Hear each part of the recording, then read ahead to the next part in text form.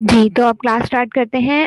सबसे पहले मैं आपको बता दूं कि आज जो हम बात करेंगे बेसिकली आपके जो क्वेश्चन आंसर्स वगैरह होंगे, तो आज अगर आप पूछना चाहें तो आज आप वो पूछ सकते हैं।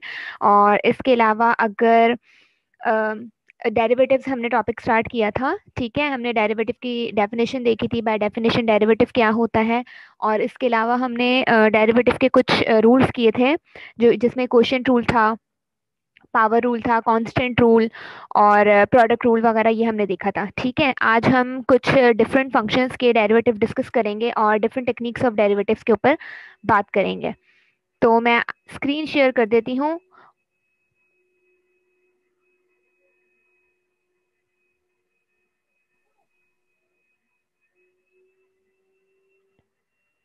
ठीक है, अब आप मुझे बताएं स्क्रीन आपको शो हो रही है? यस मैम, हो रही है। ठीक है। अच्छा, ये मैं बता दूं कि आप लोग के जो क्लासेस होंगी वो रिकॉर्डिंग ही होंगी, ठीक है। लेकिन आज जो मैंने ये प्रेजेंटेशन बनाई है, ये इसीलिए बनाई है कि जो भी डेरिवेटिव्स की डिफरेंट टेक्निक्स हैं, तो उसको हम डिस्कस कर लें। ऑल्दो कि सब चीज़ें आप पढ़ के आ चुके हैं इंटर लेवल पे, आपको इन सब चीज़ों के बारे में पता है, डेरिवेटिव का आपको अच्छे से कॉन्सेप्ट है, डिफरेंट टाइप ऑफ फंक्शंस के डेरिवेटिव क्या होते हैं, किस तरीके से लेते हैं, वो सब चीज़ें आपको पता है। तो जस्ट फॉर योर रिकॉलिंग कि आपको वो सब चीज़ें एक बार फिर से रिकॉल हो जाएं, इसीलिए जो है आज हम वो चीज़ें देखेंगे और डिफरेंट टाइप ऑफ फंक्शंस के डेरिवेटिव देखेंगे कि किस तरीके से हम लेते हैं। ठीक है, तो जी, तो ये आउटलाइन है। और इसमें हम आज क्या देखेंगे, आज हम देखेंगे कि ट्रांसेंडेंटल फंक्शंस के डेरिवेटिव किस तरीके से लिए जाते हैं, इम्प्लिसिट डिफरेंशिएशन क्या होती है और लॉगरिथमिक डिफरेंशिएशन क्या होती है। ठीक है। अच्छा, अलजेब्रिक फंक्शन, सबसे पहले मैं आपको बताऊं कि अलजेब्रिक फंक्शंस क्या होते हैं। अलजेब्रिक फंक्शंस हमारे पास वो फंक्शंस होते हैं जिसमें एडिशन, सब्ट्रैक्शन, मल्टीप्लिकेशन और डिवीजन इन्वॉल्व हो जाती है। ठीक है, एक्स की टर्म्स होती हैं और एक्स की term with addition, subtraction, multiplication involve होती हैं।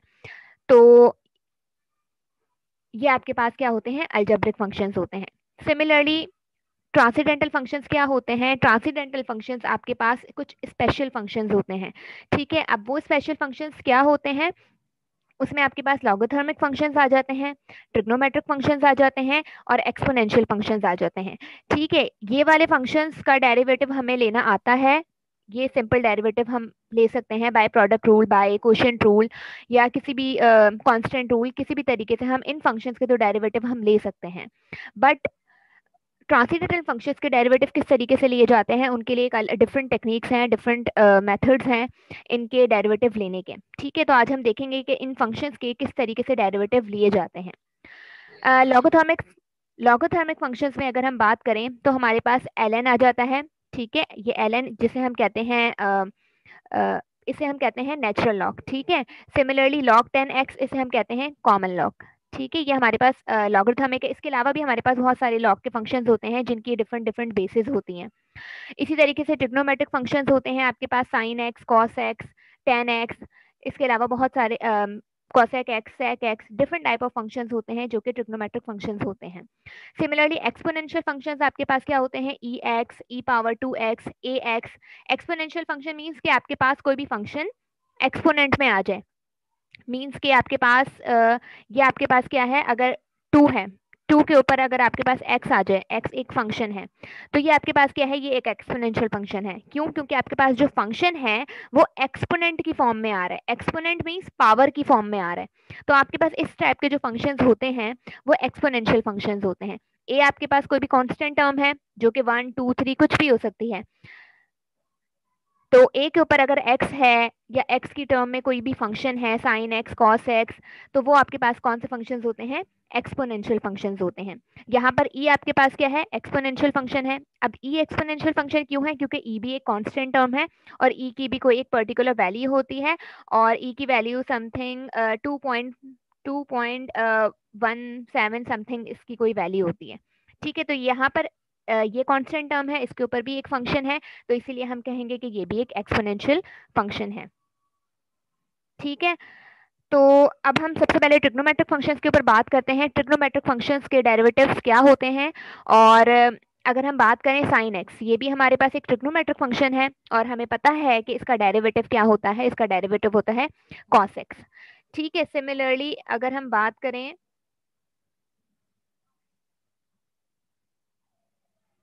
जी, तो अगर हम बात करें कॉस एक्स की, तो कॉस एक्स का डेरिवेटिव क्या होता है, माइनस साइन एक्स। ठीक है, सिमिलरली अगर हम बात करें टेन एक्स की, तो टेन एक्स का डेरिवेटिव होता है sec square x. Again cosec x की बात करें तो इसका डेरिवेटिव क्या होता है, minus cosec x cot x. इसी तरीके से सेक एक्स का डेरिवेटिव क्या होता है, सेक एक्स टेन एक्स, और कॉट एक्स का derivative minus cosec square x होता है।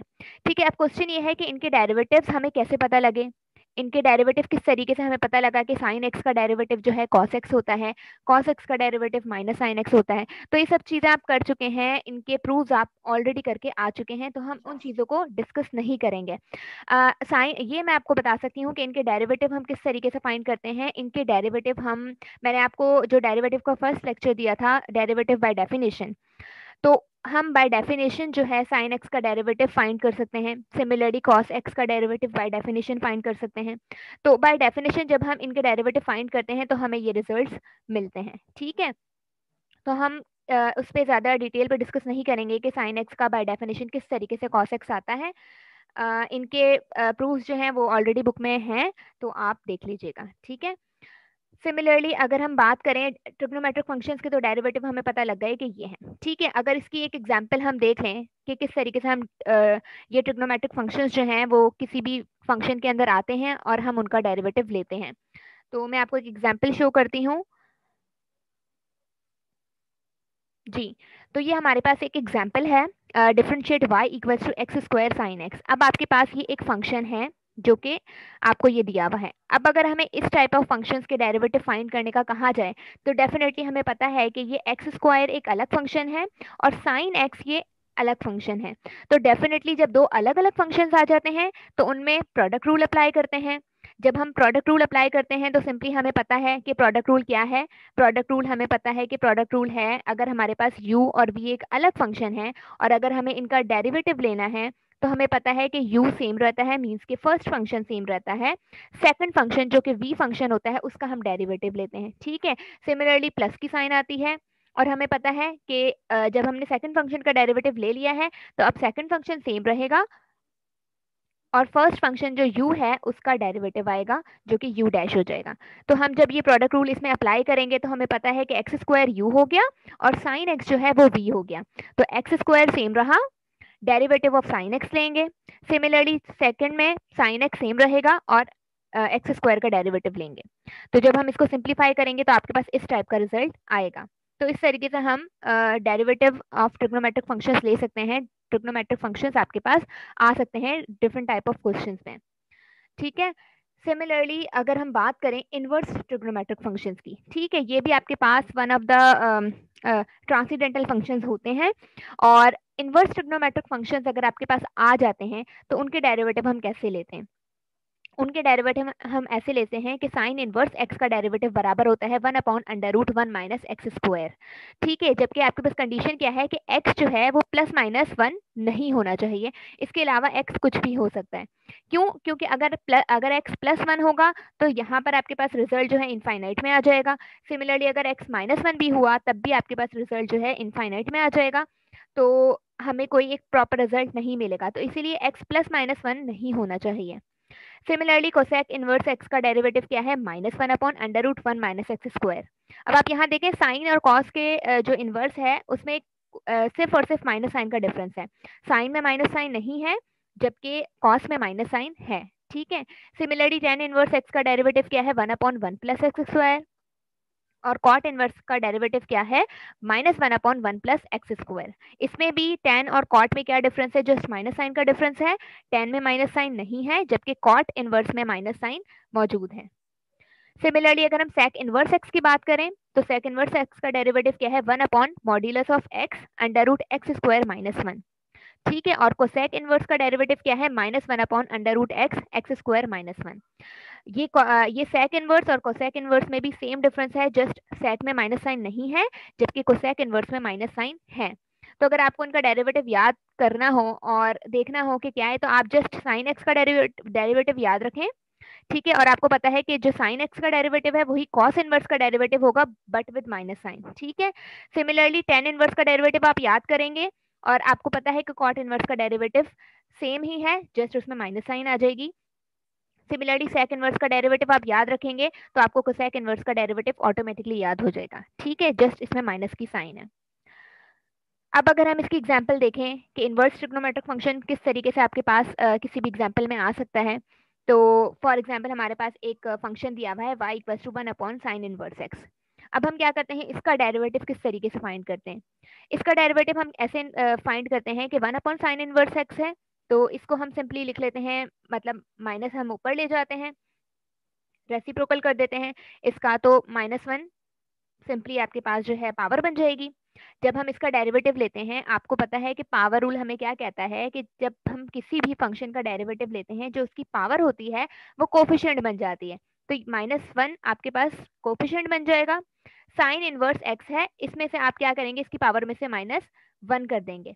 तो जब -1 करेंगे आप, तो आपके पास रिजल्ट क्या आएगा, -2 आएगा। ठीक है, अभी हमने पावर रूल अप्लाई किया है सिर्फ इस पर। अब हमें पता है कि जब हम डेरिवेटिव लेते हैं किसी पावर के साथ, तो हम पावर के बगैर भी उसका डेरिवेटिव लेते हैं। ठीक है, तो अब हम क्या करेंगे, अभी हमने सिर्फ पावर के साथ डेरिवेटिव लिया है जो कि आपके पास ये आया है। अब हम पावर के बगैर डेरिवेटिव लेंगे तो साइन इनवर्स एक्स का डेरिवेटिव आएगा। ठीक है, और हमें पता है कि साइन इनवर्स का डेरिवेटिव क्या है, 1 upon under root 1 minus x square. ठीक है, और यहाँ पर माइनस साइन सेम ही रहेगी, ये वाली जो माइनस साइन है, और यहाँ पर साइन इनवर्स एक्स पर पावर -2 है, तो ये इसको हम अपॉन में ले जाएंगे तो ये +2 हो जाएगा। तो इस तरीके से हम इस फंक्शन का डेरिवेटिव फाइंड कर सकते हैं। ठीक है, सिमिलरली एक और एग्जांपल है साइन इनवर्स ट्रिग्नोमेट्रिक फंक्शन की, वो ये है। ठीक है, अब हम इसको देखते हैं कि किस तरीके से हमारे पास एक ये फंक्शन है और इसका हम डेरिवेटिव फाइंड करेंगे।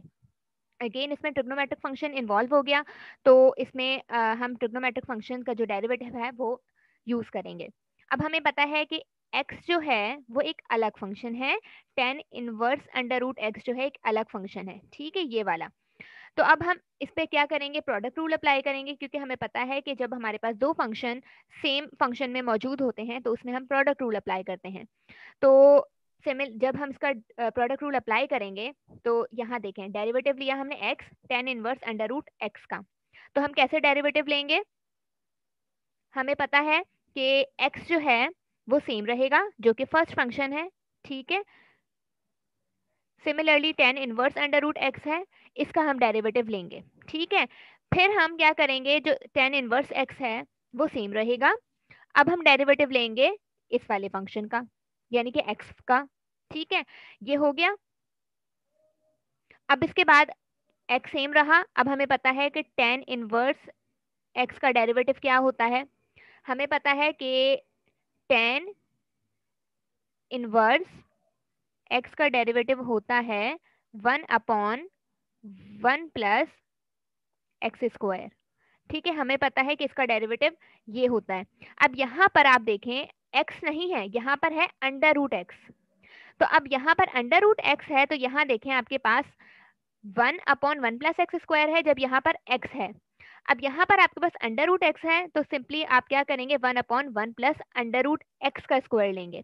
जो एंगल में होगा वही यहाँ पर एंगल का स्क्वायर होगा। यहाँ पर एंगल में क्या था, x, तो आपने एक्स स्क्वायर किया। अब यहाँ पर एंगल में आपके पास अंडर रूट एक्स है, तो यहाँ पर अंडर रूट एक्स का स्क्वायर हो जाएगा। ठीक है, अच्छा अभी हमने सिर्फ टेन इनवर्स एक्स का डेरिवेटिव लिया है। अब हमें पता है कि हम जब जब भी किसी ट्रिग्नोमेट्रिक फंक्शन का या इनवर्स ट्रिग्नोमेट्रिक फंक्शन का डेरिवेटिव लेते हैं, तो हम उसके एंगल का भी डेरिवेटिव लेते हैं। तो जब हम इसके एंगल का डेरिवेटिव लेंगे, मीन्स के अंडर रूट एक्स का डेरिवेटिव लेंगे, तो आपको पता है कि अंडर रूट एक्स का डेरिवेटिव क्या होगा, सिंपली 1/2 पावर नीचे आ जाएगी और इसकी पावर जो 1/2 है उसमें से हम -1 कर देंगे।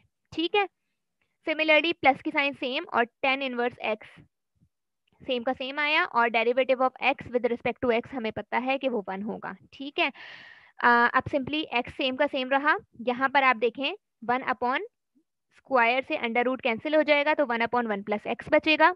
यहाँ पर 1/2, यहाँ पर जब 1/2 में से -1 करेंगे तो आपके पास माइनस का 1/2 बचेगा। Tan inverse under root x same का सेम रहेगा। ठीक है, अच्छा अब हमने क्या किया है, सिंपली x को 1 से मल्टीप्लाई कर दिया तो x अपॉन 1 प्लस एक्स हो गया। ठीक है, ये वाली 2 साइन हम स्टार्ट में ले आए और यहाँ पर आपके पास x की पावर जो -1/2 है वो नीचे आके प्लस की हो गई 1/2। ठीक है, tan inverse x under root x same ही रहा।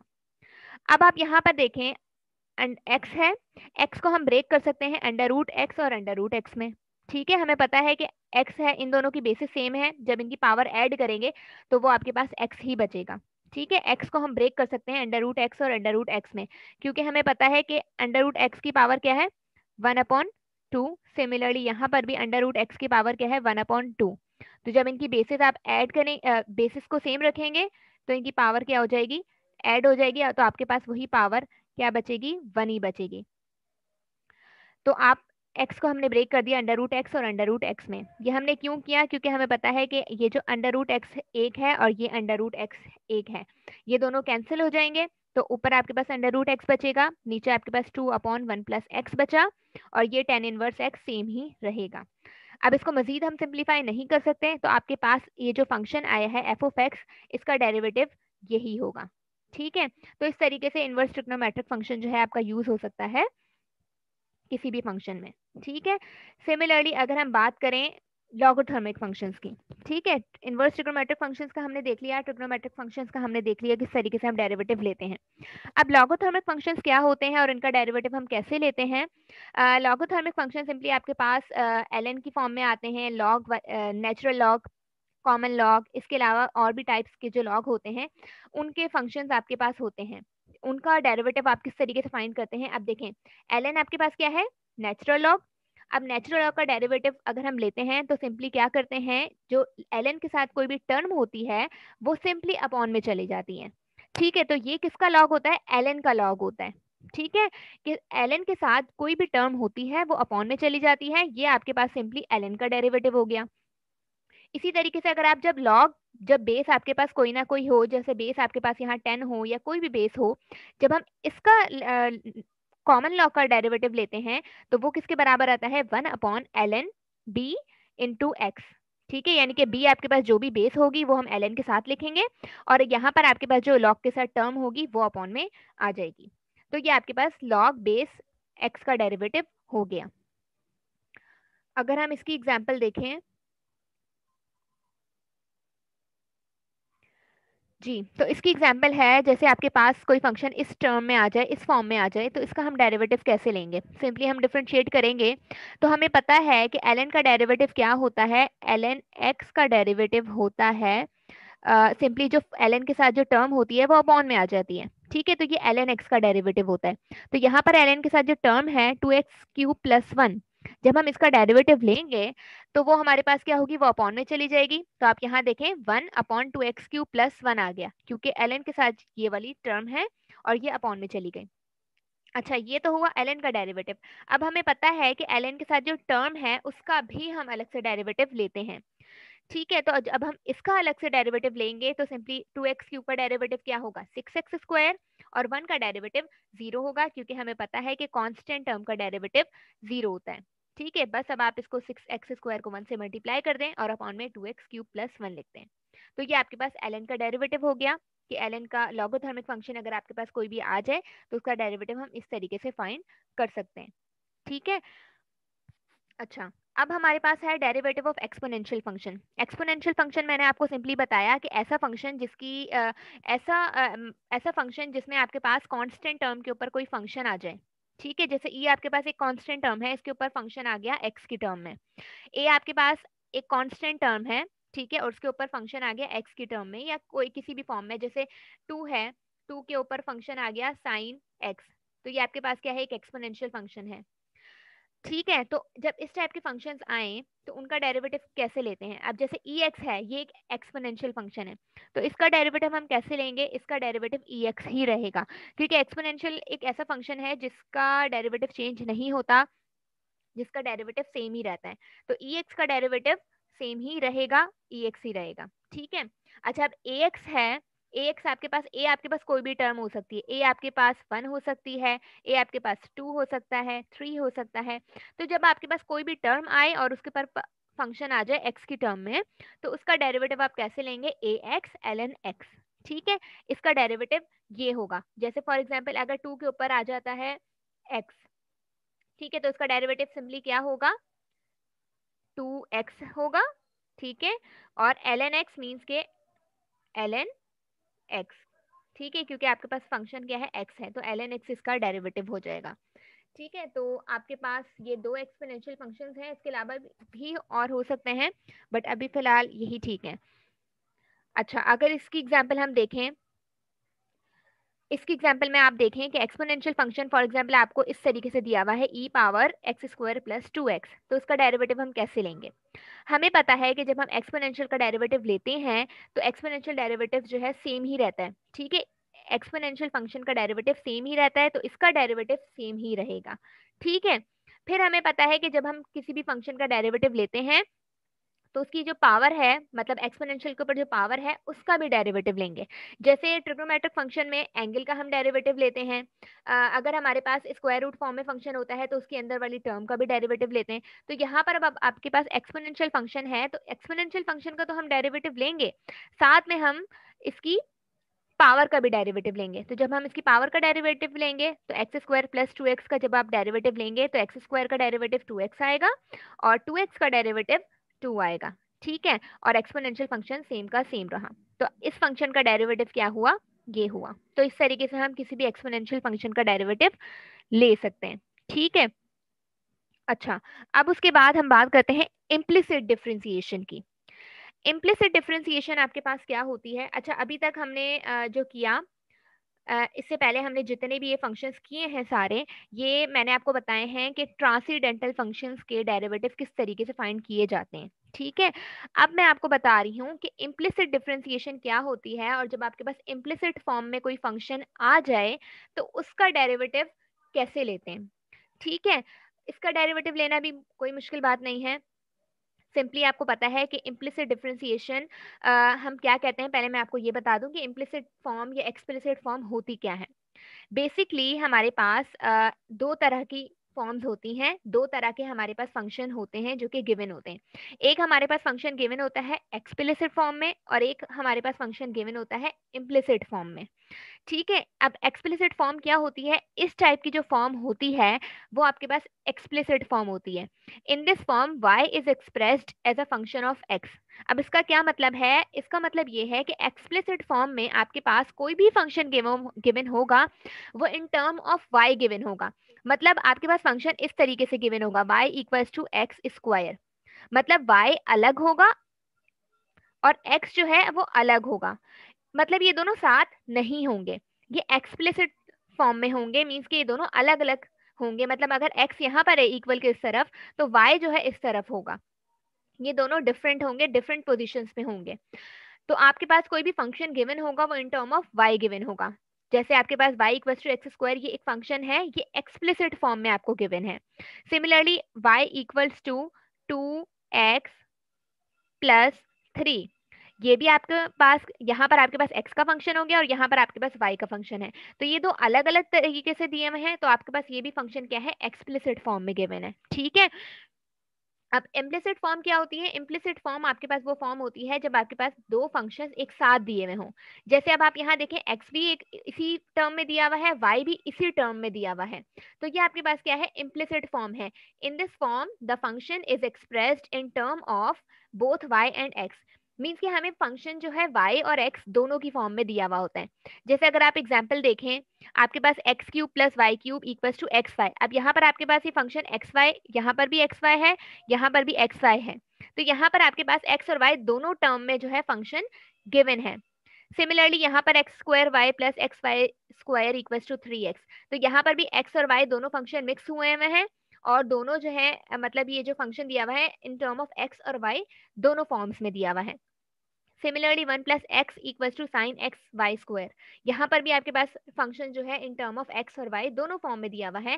तो जब इस तरह की फॉर्म आ जाती है तो उसे हम कहते हैं इम्प्लिसिट फॉर्म। ठीक है, तो जब हमारे पास इम्प्लिसिट फॉर्म अगर गिवन हो तो उसका डिफरेंशिएशन हम कैसे लेते हैं, उसका डेरिवेटिव हम कैसे फाइंड करते हैं, हम ये देख लेते हैं। इसकी मैंने आपको एग्जाम्पल दी है, ये मैं एग्जाम्पल आपको दिखा देती हूँ। हाँ, तो अब आप यहाँ देखें, आपके पास x cube y minus y equals to x, ये आपके पास क्या है, एक इम्प्लिसिट फॉर्म गिवन है, ठीक है। मींस कि आपके पास जो फंक्शन है वो इन टर्म ऑफ एक्स और वाई दोनों फॉर्म में दिया हुआ है। तो जब इस फॉर्म में आपके पास फंक्शन हो तो उसका डेरिवेटिव हम कैसे लेंगे। अब आप यहाँ देखें, एक्स क्यूब और वाई क्यूब ये एक अलग फंक्शन है। यहाँ पर आपके पास क्या लगेगा, प्रोडक्ट रूल लगेगा, ठीक है। तो प्रोडक्ट रूल कैसे लगेगा, एक्स क्यूब सेम रहेगा, वाई क्यूब का डेरिवेटिव लेंगे। अब वाई क्यूब का डेरिवेटिव आप कैसे लेंगे, देखें वाई क्यूब का डेरिवेटिव आपके पास होगा 3y स्क्वायर, ठीक है। यानी कि 3 जो है आपके पास कोफिशिएंट बन जाएगा और 3 में से आप 1 करेंगे माइनस, तो आपके पास y के ऊपर पावर 2 बचेगी। तो यहाँ पर 3y स्क्वायर डेरिवेटिव हुआ। अब देखें, मैंने आपको बताया कि था कि जब भी हम डेरिवेटिव लेते हैं एक बार हम पावर के साथ लेते हैं और एक बार हम पावर के बगैर लेंगे। अभी हमने सिर्फ पावर के साथ लिया है, y क्यूब का डेरिवेटिव लिया है। अब हम क्या करेंगे, y क्यूब के बाद डेरिवेटिव लेंगे सिर्फ और सिर्फ y का। तो जब हम सिर्फ और सिर्फ y का डेरिवेटिव लेंगे तो dy ओवर dx बन जाएगा, ठीक है। तो यहाँ पर आप देखें 3y square dy over dx हो गया। सिमिलरली अभी हम प्रोडक्ट रूल अप्लाई कर रहे हैं, अभी हमने x सेम रखा है, y क्यूब का डेरिवेटिव लिया है, अब हम y क्यूब सेम रखेंगे, ठीक है, और एक्स क्यूब का डेरिवेटिव लेंगे। अब एक्स क्यूब का डेरिवेटिव लेंगे तो अगेन 3 आपके पास कोफिशिएंट बन जाएगा और एक्स 3 में से पावर माइनस हो जाएगी 1, तो ये 2 बन जाएगा, ठीक है। अभी हमने सिर्फ पावर के साथ लिया है। यहाँ पर देखें, अगर एक्स क्यूब का डेरिवेटिव लेते हैं तो 3x स्क्वायर होगा, और जब हम पावर के बगैर लेंगे इसका डेरिवेटिव तो हमें पता है कि x का डेरिवेटिव क्या होता है, 1 होता है, तो 1 हमने लिखा नहीं है, तो आपके पास ये चीज आ गई, ठीक है। आपने प्रोडक्ट रूल अप्लाई कर दिया। अब सिंपली आप क्या करेंगे, इसका डेरिवेटिव लेंगे। अभी तो हमने सिर्फ इसका डेरिवेटिव लिया है, अब हम इसका डेरिवेटिव लेंगे। इसका डेरिवेटिव क्या होगा, dy ओवर dx, ठीक है, इसका सेम ही रहेगा dy ओवर dx। और x का डेरिवेटिव हमें पता है कि x एक इंडिपेंडेंट वेरिएबल है, और जब हम इंडिपेंडेंट वेरिएबल का derivative with respect to independent variable लेते हैं तो वो हमारे पास 1 आता है, क्योंकि आपको पता है कि dx अपॉन dx जो है वो 1 ही होगा। तो यहाँ पर आपके पास 1 लिख दिया। अब बस हम इसको सिंप्लीफाई करेंगे। यहाँ पर देखें एक्स क्यूब, यहाँ पर आपके पास एक्स क्यूब और 3y स्क्वायर दोनों को मल्टीप्लाई किया तो 3x क्यूब वाई स्क्वायर बना, dy ओवर dx सेम रहा, ठीक है। प्लस y क्यूब जब इससे मल्टीप्लाई होगा तो 3x स्क्वायर वाई क्यूब बचा, माइनस dy सेम ही रहा, और ये 1 सेम ही रहा, ठीक है। अच्छा, अब आप यहाँ देखें dy वाली टर्म और ये dy वाली टर्म, इन दोनों को आपने एक साथ रखा, और ये वाली जो टर्म है आप इसको वहां ले गए इक्वल के तरफ, तो ये माइनस की टर्म बन गई, तो आपके पास ये चीज बची, ठीक है। अब इन दोनों में से dy ओवर dx कॉमन आ रहा है तो आपने ये कॉमन ले लिया, और ये वाला फंक्शन ये यहाँ से आपके पास ये चीज बची, ठीक है, क्योंकि dy ओवर dx कॉमन ले लिया।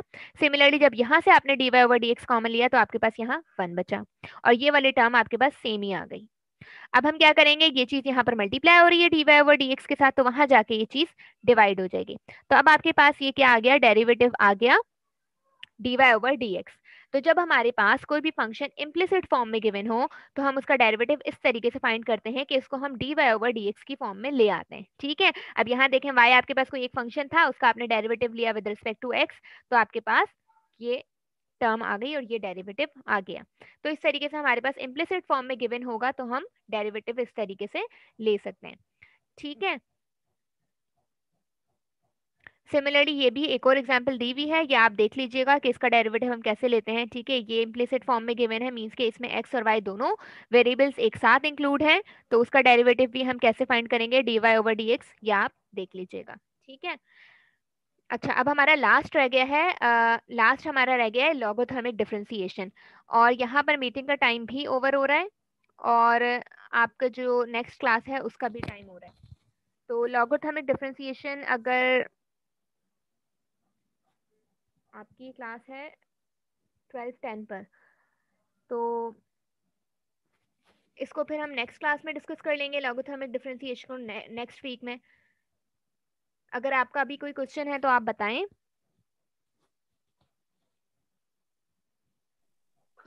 मैम एक्सपोनेंशियल फॉर्म थोड़ा रिपीट करना थोड़ा एक्सपोनेंशियल फॉर्म, ठीक है, और ये पीछे। वाली, जी जी मैम। ठीक है। एक्सपोनेंशियल फंक्शन आपके पास वो फंक्शंस होते हैं जो कि आपके पास पावर में आ जाते हैं, ठीक है। जैसे फॉर एग्जांपल कोई एक कांस्टेंट टर्म है 4, ठीक है। अब इसके ऊपर मैं कोई फंक्शन लगा दूं 10x, अब आपके पास ये फंक्शन जो है ये पावर फॉर्म में आ गया है, मीन्स के एक्सपोनेंट फॉर्म में आ गया है। हम एक्सपोनेंट किसे कहते हैं? एक्सपोनेंट कहते हैं पावर को। तो जब आपके पास कोई फंक्शन पावर फॉर्म में आ जाए तो वो आपके पास एक्सपोनेंशियल फंक्शन बन जाता है। अब यहाँ पर आपके पास यस। मैम यहाँ पर लिखा है आपने ए पावर एक्स और एल एन एक्स, क्या हम एल एन जो लेंगे वो एक्स का लेंगे या ए का ही लेंगे? यहाँ पर मुझे नहीं थोड़ा नहीं, गलती लग रही ln हम x का लेंगे। है। अच्छा मैम। ठीक है, मैम ln जो हम यहाँ पर जो मैं देख रहा हूँ वो तो एक्स का नहीं ए का ले रहा है बुक में। Wait, yes ma'am, you can see. कौन से एनालिटिकल ज्योमेट्री की बुक में? नहीं मैम, मैंने इंटर का बुक दिखा है, देख रहा हूँ उसमें। वेट, मेरे पास अभी बुक अवेलेबल नहीं है। Yes ma'am. वेट एक मिनट, मैं आप गूगल से सर्च कर लेते हैं ना, मे बी कोई मिस्टेक हो गई हो, मैं सर्च करती हूँ। वेट,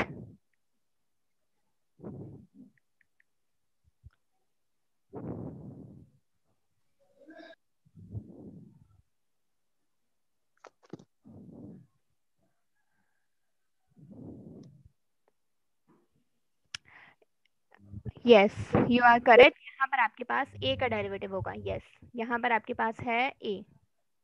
ठीक है, maybe it was my mistake, तो यहाँ पर a होगा। ठीक है। मैम दूसरा ये क्वेश्चन था कि आपने लास्ट टाइम आपने जो डेरिवेटिव सिखाया था कि डेरिवेटिव कैसे लिया जाए जी मैथमेटिकली, जी जी उसमें उसमें आपने जो डिफरेंस लिया था यानी कि डेल्टा, उसके बाद जो आपने सेकंड लास्ट जो स्टेप था उसमें आपने लिमिट ली थी, वो जी जी वो जी थोड़ा सा जी, वो कैसे था? मैंने आपका क्वेश्चन पढ़ा था और मैंने आपको कहा था कि मैं आपको लाइव क्लास में आंसर दूंगी। अच्छा, मैं एक बात बता दूं, मीटिंग का टाइम हमारा ओवर होने वाला है। अगर मीटिंग का आपके जो मैसेजेस आ रहे हैं कि आपकी इंग्लिश की क्लास नहीं है, तो मैं अभी मीटिंग दोबारा स्टार्ट कर रही हूँ। और अभी हम जो लास्ट ये ठीक हमारा रह रहेगा। गया है, लास्ट जो हमारा रह गया है वो भी हम डिस्कस कर लेंगे। ठीक है।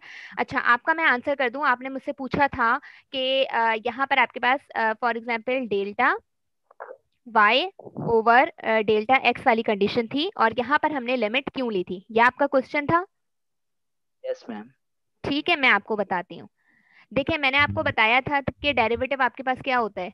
वेट, मैं ये स्क्रीन स्टॉप करती हूँ और मैं व्हाइट बोर्ड शेयर कर लेती हूँ।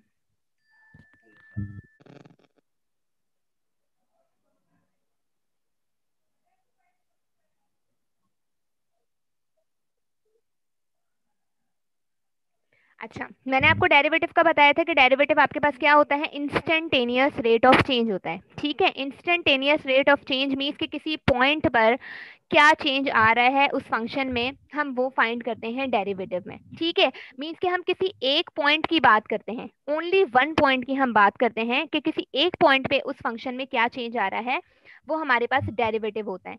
लेकिन आपको पता है कि जब भी हम किसी चीज में चेंज फाइंड करते हैं, ठीक है, तो हमें दो पॉइंट्स जो हैं पता होने चाहिए। ठीक है ना, ये तो कॉमन सी बात है कि अगर हमें किसी भी चीज में चेंज फाइंड करना है तो हमें दो पॉइंट, एटलीस्ट हमें उसका इनिशियल पॉइंट और हमें उसका फाइनल पॉइंट पता होना चाहिए, तभी हम उस चीज में चेंज फाइंड कर सकते हैं। लेकिन जब हम डेरिवेटिव की बात करते हैं कि मीन्स के किसी एक पॉइंट पे क्या चेंज आ रहा है, फॉर एग्जाम्पल यहाँ पर 5 है एक्स, अब इस पॉइंट में क्या चेंज आ रहा है हमें ये बताना होता है। ठीक है ना। अब जब हम एक पॉइंट की बात करते हैं तो हम इसमें चेंज कैसे फाइंड करें, तो इसमें देखें, अगर मैं थोड़ा सा इसको जूम करूं, अब हमने x इक्वल्स टू 5 पे चेंज फाइंड करना है। मैं क्या लेती हूँ, मैं 5 का कोई एक बहुत ही करीबी पॉइंट ले लेती हूँ जो कि ये है। ठीक है, और इसकी वैल्यू क्या है, 4.999 समथिंग। ठीक है, 4.99 समथिंग ले लेती हूँ। अब देखें इन दोनों में डिफरेंस क्या है, इन दोनों में डिफरेंस सिंपली आपका जो डेल्टा एक्स है वो आपका क्या है, 0.0001 समथिंग, इस तरीके से डिस्टेंस आपका डेटा होगा जो कि ये डेल्टा एक्स अप्रोच कर रहा है जीरो को। तो यहाँ पर आपके पास लिमिट का कॉन्सेप्ट आ जाता है कि जब भी हम इंस्टेंटेनियस रेट ऑफ चेंज की बात करते हैं तो उसमें हमारे पास एक पॉइंट इन्वॉल्व होता है, लेकिन हम चेंज जो है किसी भी एक पॉइंट से फाइंड नहीं कर सकते। तो हम क्या करते हैं, इसमें लिमिट अप्लाई करते हैं और उसके क्लोजर टू क्लोजर एक पॉइंट अपनी तरफ से चूज कर लेते हैं, चाहे वो 4.99 हो या फिर आपके पास कोई भी पॉइंट हो। और फिर हम क्या करते हैं, हमें पता है कि इन दोनों के बीच में जो डिफरेंस है, जो इनके बीच में जो चेंज है वो बहुत ही कम होगा, और वो चेंज इतना कम होगा कि वो जीरो को अप्रोच करेगा। तो हमारे पास देखें यहाँ पर दो पॉइंट भी आ गए, और जब हम इस पॉइंट 5 पे हम चेंज फाइंड करेंगे तो वो इजिली हम फाइंड भी कर सकते हैं। तो इसीलिए हम जो है इसका यहाँ पर जो लिमिट लेते हैं वो जीरो लेते हैं। मीन्स की जो डेल्टा एक्स है, जो एक्स पॉइंट है, इनके बीच में जो भी डिफरेंस आता है वो जीरो को अप्रोच करता है। अगर किसी और का कोई क्वेश्चन है तो आप बताएं। यस, पूछें।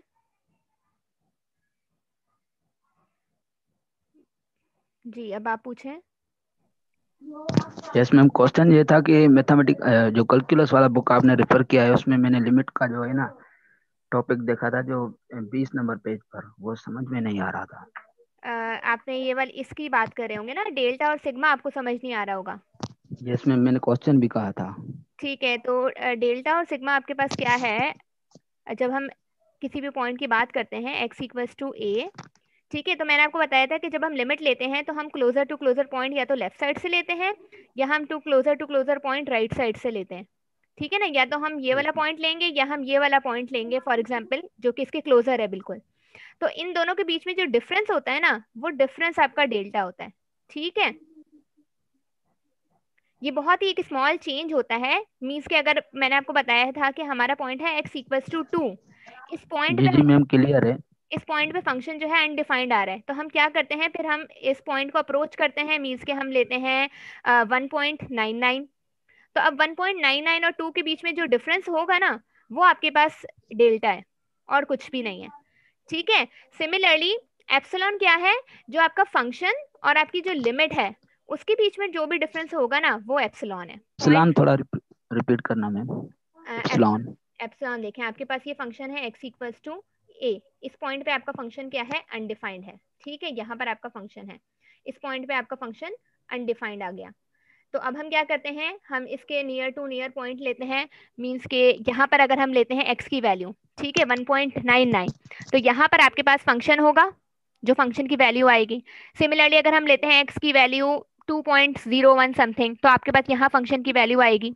तो यहाँ पर इन दोनों के बीच में जो डिफरेंस आ रहा है ना, या इन दोनों के बीच में जो डिफरेंस आ रहा है वो आपका एप्सिलॉन है। ठीक है, थैंक्स मैम। और किसी का कोई क्वेश्चन? Ma'am, yes. अस्सलाम वालेकुम। वालेकुम अस्सलाम। मैम, जो 1.2 का लास्ट क्वेश्चन है, question number 40, what is bracket function, ठीक है, तो वो समझा दीजिए। यदि हो ब्रैकेट फंक्शन आपके पास जो है कोई भी ग्रेटर नंबर होता है जो कि x से बड़ा नहीं होता। जैसे फॉर एग्जांपल आपके पास ब्रैकेट फंक्शन में x की वैल्यू क्या है 1.5। अब आप मुझे बताएं कि 1.5 है, इससे छोटा जो इंटीजर होगा वो कौन सा होगा? 1.5 से छोटा जो सबसे बड़ा इंटीजर है वो कौन सा होगा? 1.5 से छोटा इंटीजर आपको पता है कि 1.5 से छोटा इंटीजर 1 है। तो ये आपके पास क्या है, ब्रैकेट फंक्शन है। और जब आप इसका रिजल्ट देखेंगे तो इसका रिजल्ट आपके पास क्या आएगा, 1 आएगा। जैसे फॉर एग्जाम्पल यहाँ पर आपके पास एक पॉइंट है 1 और 2। अब यहाँ पर आपके पास 1.5 पॉइंट है। 1.5 से छोटा जो है इंटीजर आपके पास कौन सा है? 1.5 से छोटा इंटीजर आपके पास डेफिनेटली 1 है। तो आपके पास इस ब्रैकेट फंक्शन का आंसर क्या आएगा, 1 आएगा। सिमिलरली अगर आपके पास 2.6 है ब्रैकेट फंक्शन में, तो आपके पास इसका रिजल्ट क्या आएगा? मींस के 2.6 से छोटा इंटीजर कौन सा है आपके पास? 2.6 से छोटा इंटीजर आपके पास क्या है, 2 है। सिमिलरली अगर आपके पास -0.5 आ जाता है, -0.5 से छोटा आपके पास ग्रेटेस्ट इंटीजर कौन सा है? -0.5 से छोटा आपके पास ग्रेटेस्ट इंटीजर अगर हम रियल लाइन में दिखाएं तो देखें यहाँ पर आपके पास 0 है, यहाँ पर आपके पास -1 है, और यहाँ पर आपके पास -0.5 है। तो -0.5 से पहला जो इंटीजर है, ठीक है, वो आपके पास क्या है, -1। तो इसका आंसर क्या आएगा, -1। तो आपके पास ये आपके पास ब्रैकेट फंक्शन होते हैं जिसमें आपके पास आप बताते हैं कि ग्रेटेस्ट इंटीजर कौन सा है जो कि x से पहले आता है। ठीक है, ठीक है, चलें, ठीक थैंक यू है। Ma'am, thank you. ओके, बाकी इस वीक के जो लेक्चर्स हैं मैम, थैंक इंशाल्लाह यू। इस वीक के जो लेक्चर हैं वो कल या इंशाल्लाह कल तक अपलोड हो जाएंगे, और ये आज की जो क्लास हुई है वो भी इंशाल्लाह अपलोड हो जाएगी। आज हमारा जो लास्ट टॉपिक था, जो लॉगरिथमिक डिफरेंशिएशन था, वो रह गया था, वो इंशाल्लाह नेक्स्ट क्लास में डिस्कस कर लेंगे। और जो भी लिमिट से रिलेटेड एक और टर्म रह गई थी, मॉड्यूलस फंक्शन की जो लिमिट्स होती है, क्योंकि वो मैंने आपको नहीं बताई थी, तो वो भी हम नेक्स्ट क्लास में इंशाल्लाह डिस्कस कर लेंगे। ठीक है, अल्लाह हाफिज। इंशाल्लाह।